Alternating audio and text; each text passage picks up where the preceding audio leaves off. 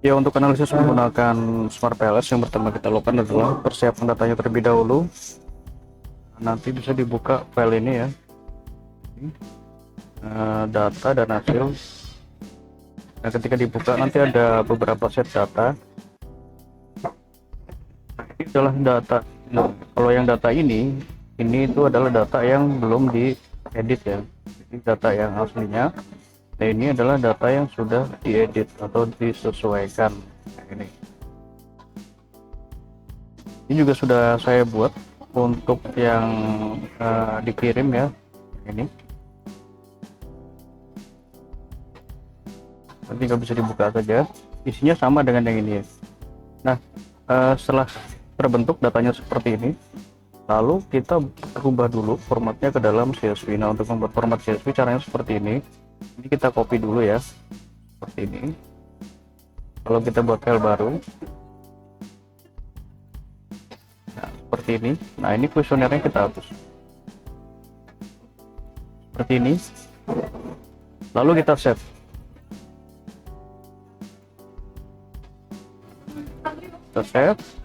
Nah, untuk nama bebas kita tulis saja contoh CSV. Kemudian ini ya, data type, kita klik, kita pilih di sini CSV UTP 8. Lalu kita save. Karena sudah buat, nanti kita gunakan file CSV yang ini.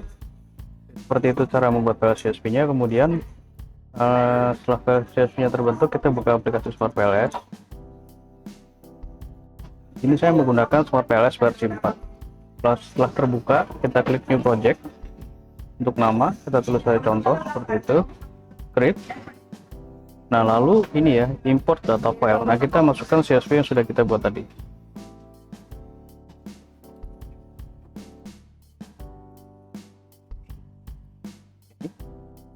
Kita klik open, lalu klik import.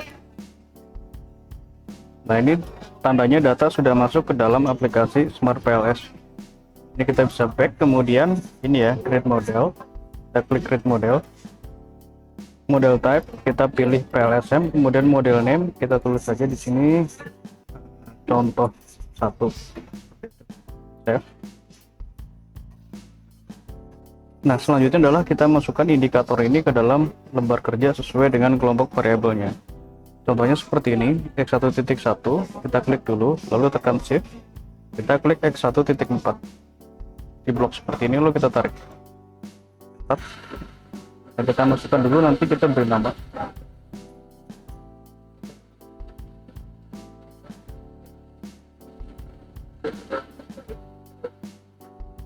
Seperti ini ya.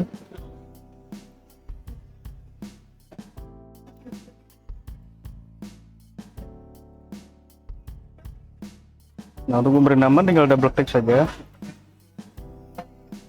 Paste seperti ini, lalu apply.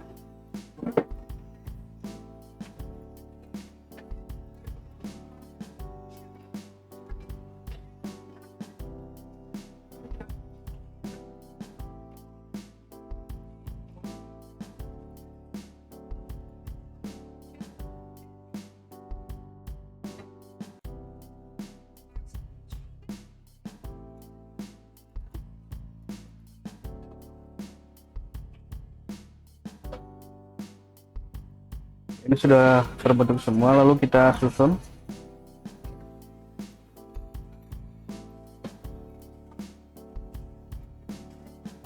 Nah, untuk merubah posisi indikator bisa diklik menu ini ya, indikator. Ini tinggal diklik saja, nanti indikatornya ini akan berubah sesuai dengan arah panah.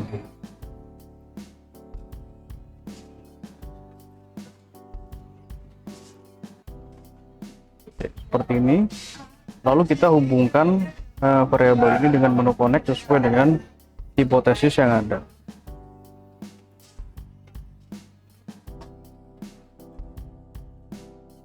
Oke, seperti ini ya, lalu kita klik save. Nah, yang pertama kita lakukan adalah pengujian outer model yang pertama. Jadi outer model pertama ini kita akan melakukan eliminasi pada variabel konstruk yang tidak valid. Konstruk itu yang kuning ini ya. Nah, yang tidak valid adalah yang di bawah 0,7. Nah, ini ya, yang 0,7 ini nanti kita eliminasi. Kemudian setelah dieliminasi, pengujian outer model 2. Nah, model ini yang nanti kita gunakan sampai ke uji hipotesis. Nah, untuk pengujian outer dan inner caranya seperti ini ya. Klik calculate, kemudian Pales algorithm, lalu start calculation. Nah, seperti ini untuk hasilnya. Kita lihat outer loading. Nah, ini ya outer loading. Jadi outer loading itu adalah nilai dari loading factor. Jadi nilainya itu harus lebih besar dari 0,7. Nah, ini ada beberapa yang lebih kecil dari 0,7 atau tidak valid. Nanti akan kita eliminasi. Selanjutnya kita lihat juga nilai reliabilitasnya. Kita klik ini ya, construct reliability and validity. Nah, ini semuanya ini sudah reliable. Oke, kita eliminasi dulu. Untuk cara eliminasinya, sorry sebentar, begini ya. Nah, ini Pales algoritma yang pertama. Nah, jadi untuk hasil pengujian ini bisa kita save, yaitu ada dua cara. Yang pertama kita save di dalam aplikasi Smart Pales-nya, atau kita save di luar dari aplikasi Smart Pales-nya. Nah, untuk kita save di dalam aplikasi Smart Pales, caranya ini ya, kita klik save, lalu kita beri nama sesuai dengan tahapan uji. Ini adalah Pales algoritma 1. Lalu klik create. Kemudian kalau kita mau save di luar dari aplikasi Smart Pales, tinggal klik ini ya, Excel, export.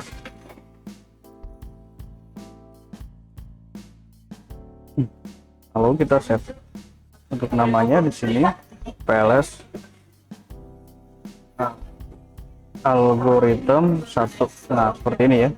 Nah, ini adalah save file yang sudah saya buat. Nanti format save file dari Smart Pales itu adalah formatnya Excel ya, seperti itu. Dan untuk gambar ini sama caranya seperti tadi, klik kanan ini, export image, external file ya, kita klik external file lalu klik export. Nah, ini tinggal kita save saja sesuai dengan lokasi yang kita inginkan. Oke, seperti itu ya. Nah, untuk melakukan eliminasi, sebelumnya kita buat dulu ini menjadi dua ya, modelnya ini. Klik kanan, duplicate, kita pilih di sini contoh 2, eliminasi.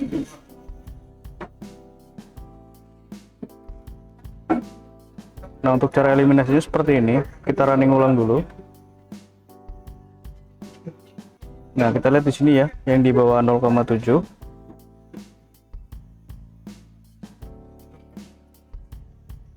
Nah, ini bisa ditulis ya, ditulis dulu yang di bawah 0,7 yang mana saja, atau kita langsung lakukan seperti ini. Jadi bisa tekan shift lalu kita pilih satu persatu yang di bawah 0,7.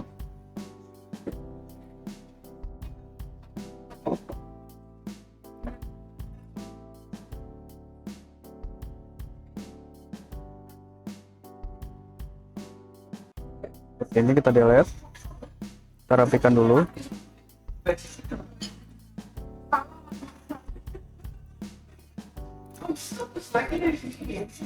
Nah, ini kita save sebagai model kedua. Kita uji ulang.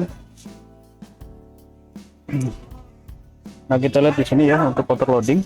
Nah, ini semuanya sudah hijau. Kita sudah masuk ke pembahasan yang ini ya, outer model 2. Ini ya, nilai loading semuanya sudah di atas 0,7. Kita lihat construct reliability and validity. Nah, untuk AVE ini nilainya harus di atas 0,5. Jadi AVE ini menguji validitas variabel laten. Semuanya sudah hijau ya.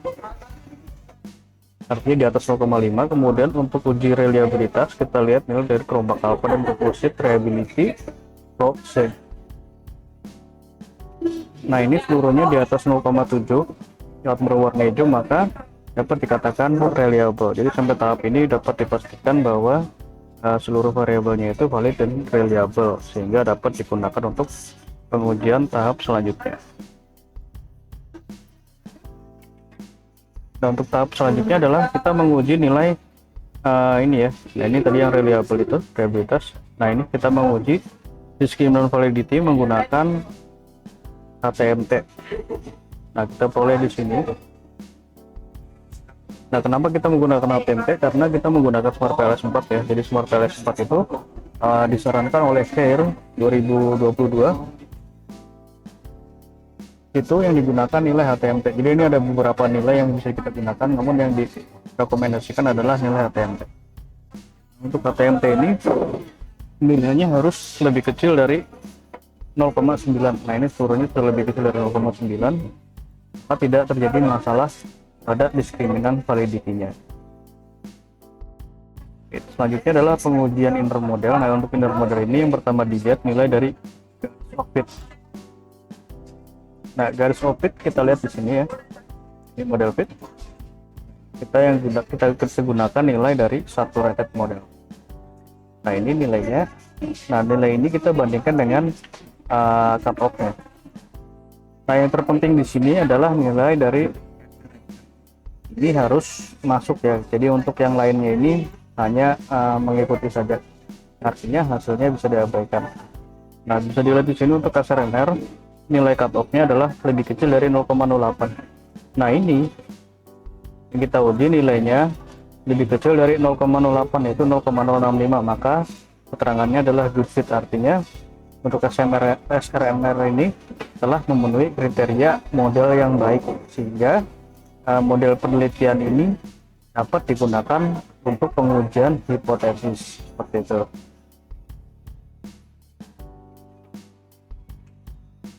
Nah, setelah ini ya garis of-fit GOF, kita lihat inequality assessment-nya. Nah, di sini kita gunakan nilai inner fit. Kita peroleh dari sini.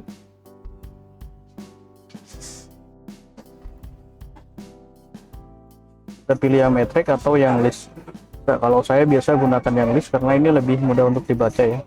Jadi untuk PIP ini menguji multikolonialitas, nah nilainya itu harus lebih kecil dari 5. Nah, ini seluruhnya sudah lebih kecil dari 5, maka pada model penelitian ini tidak terjadi masalah multikolonialitas. Selanjutnya adalah coefficient of determination R square atau R kuadrat. Terperoleh nilainya dari sini ya.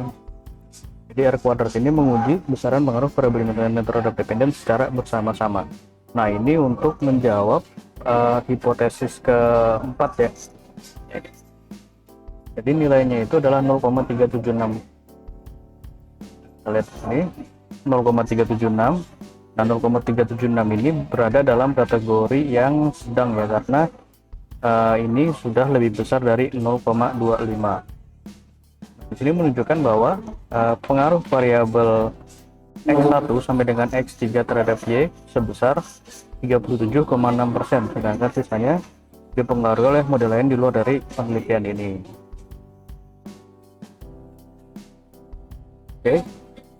Nah, selanjutnya adalah predictive relevance. Nanti kita lakukan, kita lompat dulu ke ini ya, ke effect size atau F square. Nah, ini menguji variabel independen terhadap dependen tapi secara individu. Nah, seperti ini ya, X1 terhadap Y, X2 terhadap Y, dan seterusnya. Nah, untuk nilai F square ini kita peroleh dari sini. Nah, ini F square. Kita gunakan yang list supaya lebih mudah.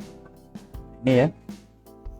Jadi nilai F square ini X1 terhadap Y nilainya adalah 0,211. Nah, ini dalam kategori sedang. Jadi pengaruh X1 ke Y ini masuk ke dalam kategori sedang pengaruhnya. Nah, ini diketahui dari sini ya. Nah, ini sudah ada kriterianya, nanti tinggal diikuti saja. Nah, untuk predictive relevance caranya seperti ini. Kita bisa back dulu, calculate, kemudian kita pilih blindfolding, lalu start calculation. Seperti ini ya. Kita gunakan ini nilai cross correlated redundancy. Nah, ini 0,252. 0,252 ini memiliki nilai relevansi prediktif yang sedang ya, karena ini lebih besar dari 0,15. Nah, di sini menunjukkan bahwa predictive relevance ini adalah ketepatan suatu model. Jadi ketika model ini dilakukan penelitian ulang menggunakan jumlah responden yang sama dengan model yang sama, kuesioner yang sama, maka memiliki ketepatan yang sedang. Artinya ketika ini dilakukan pengujian ulang, maka hasil seluruh pengujian ini bisa berbeda dengan data ini. Nah, yang terakhir di sini adalah uji hipotesis penelitian. Caranya klik calculate, kemudian kita pilih menu bootstrapping, lalu start calculation. seperti ini untuk hasilnya. Jadi untuk menampilkan nilai lain ya, tinggal kita klik sini. Ini kita klik saja. Nah, bisa saya gunakan ini ya. Oh, water model juga bisa kita gunakan p-value seperti ini. Nah, di sini kita lihat nilainya ini ya, path coefficient. Jadi path coefficient ini menguji pengaruh independen terhadap dependen akan dua nilai, yaitu nilai original sampel dan p-value. Nah, original sampel ini menunjukkan apakah pengaruhnya itu positif atau negatif, kemudian p-value ini menunjukkan apakah pengaruhnya itu signifikan atau tidak. Nah, di sini dapat kita ketahui X1 Y, X1 terhadap Y memiliki pengaruh positif ya, karena ini tidak ada tanda minusnya, signifikan karena p-value-nya lebih kecil dari 0,05. X2 terhadap Y memiliki pengaruh positif signifikan, X3 terhadap Y memiliki pengaruh positif signifikan. Jadi kesimpulannya adalah pada uji hipotesis ini seluruh hipotesisnya itu memiliki pengaruh positif signifikan. Oke, sekian untuk pengujiannya ya. Jika ada yang kurang jelas nanti bisa ditanyakan. Terima kasih.